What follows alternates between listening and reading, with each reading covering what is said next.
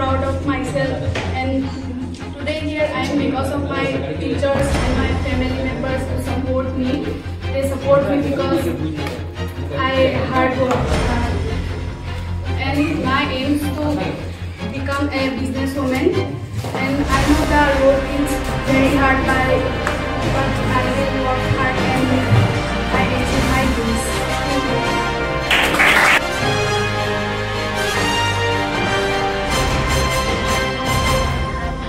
আগত গৈ GNM nurse কৰিম বুলি ভাবিছোঁ আৰু জেএনএম নাৰ্ছিং কাৰণে মই দাদাৰ লগত কথা পাতিছিলোঁ।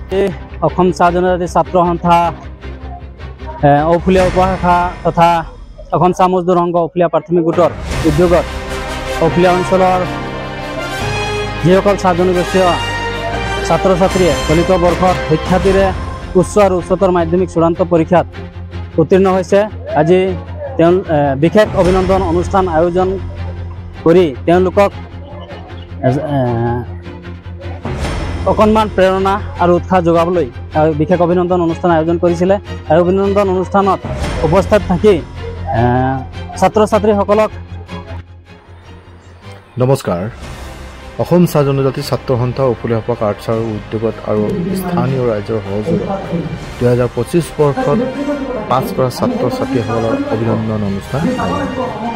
উক্ত অনুষ্ঠানটিত উপস্থিত থাকে ঔফুলীয়া চাহ বাগিচা মধ্য ইংৰাজী বিদ্যালয়ৰ প্ৰধান শিক্ষক বিদৰ শইকীয়া, লগতে ঔফুলীয়া চাহ বাগিচাৰ কৰ্মচাৰী সংঘৰ সম্পাদক ও অসম চাহ জনজাতি ছাত্ৰ সন্থা মৰাণ শাখা আৰ্টছৰ প্ৰাক্তন সভাপতি অজন্তা নেহালে, লগতে অসম স্থানীয় ছাত্ৰ সন্থা আৰ্টছা মৰাণ শাখাৰ প্ৰাক্তন সম্পাদক গণেশ্বৰ বংশী, লগতে অনাতাঁৰ শিল্পী বল্লাম মিৰ্ধা, লগতে অসম চাহ মজদুৰ সংঘৰ সম্পাদক বিতু চাওচি ডাঙৰীয়া, লগতে মৰাণ শাখা আৰ্টছাৰ সভাপতি অংকুৰ দলৈ, উপসভাপতি দীপক সাহু, সাংগঠনিক সম্পাদক আশিষ চাওচি,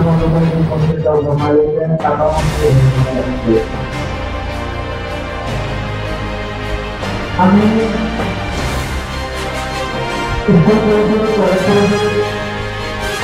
অকল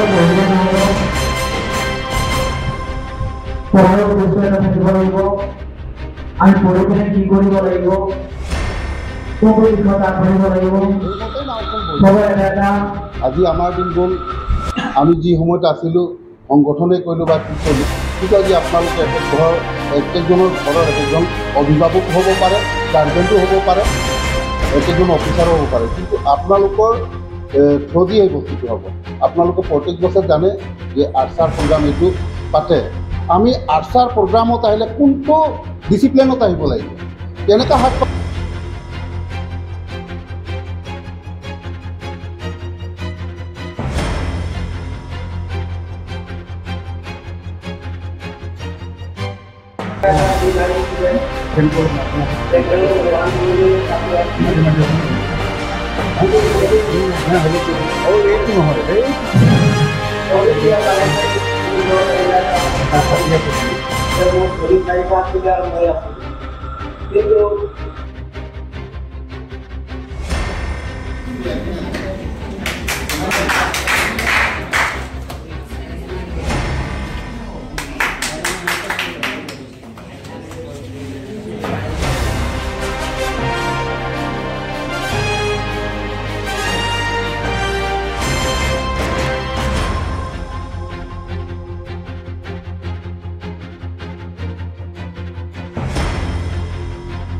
ধুনীয়াকৈ কথাকেইটা কৈছে আৰু সঁচাকৈ আমাৰ উপভোক্তা ভোক্তাসকলৰ কথাখিনি মই দুৰ্বল বিচৰা নাই, তথাপিও দুটা কথা কৈ যাম যে আমি এটা ক্ষেত্ৰত আমি বহুতে সুভাগ্যৱান। আমাৰ সভাপতি মহোদয় যেনেধৰণে কৈছে, আজিৰ তাৰিখত বাবুবাৰী চাহ বাগিচাই প্ৰকাশ কৰিছে আমাৰ ঔফুলীয়া মানুহবিলাকে যদি একত্ৰিত হৈ নাথাকে, আমি যদি ইজনে সিজনৰ লগত যদি সহযোগিতা নাৰাখোঁ, তেতিয়াহ'লে আমাৰ গতিকে চাবা, আজি যিসকলে প্ৰকাশ কৰিছে, যিসকলে প্ৰকাশ কৰা নাই তেওঁলোকে ধৰিব কি হিচাপে ভাল কথা এটা হ'ব।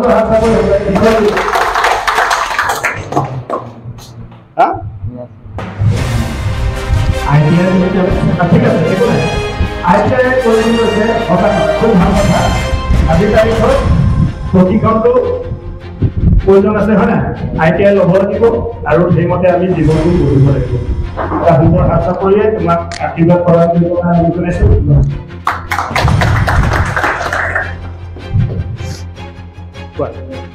ভৱিষ্যতে ইণ্ডিয়ান আৰ্মি কি কৰি আছে কিমান দৌৰ আছে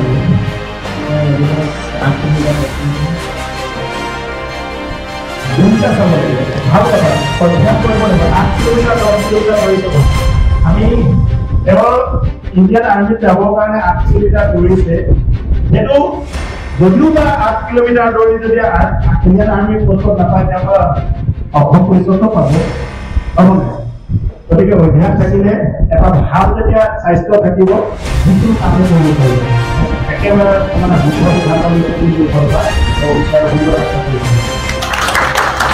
আৰু মই এগৰাকী আমাৰ আশ্ৰয় কৰ্মকৰ্তা মই নামটো ভালকৈ নাজানো আহতো